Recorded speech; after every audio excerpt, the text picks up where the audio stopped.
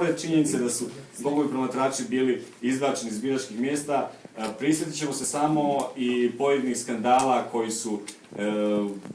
koji su obilježili nekoliko zadnjih godina vezano za izborni proces, a o kojima je GONG itekako glasno govorio.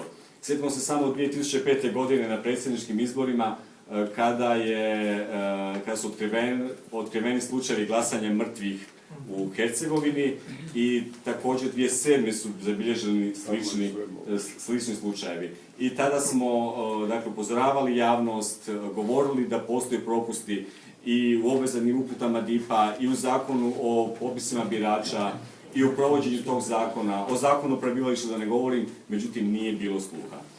Što se tiče financiranja izbornih kampanja, prisjetimo se 2005. godine kada je GONG i mediji i neke ostale udruge poput Transparencija upozoravali kako je kandidatkinja HDZ-a potrošila puno više nego što su prikazali u izvještajima. 2007. godine je GONG u svom izbornom izvještaju ocijenio izbore netransparentnima, zato što financiranje izborne kampanje nije bilo transparentno. Dakle, to smo se morali proći da bismo došli danas do faze da nova vlada na neki način radi prve korake u izbornoj reformi. Mi se nadamo da to neće biti zadnji koraci, da se neće uspavati, pratit ćemo ih.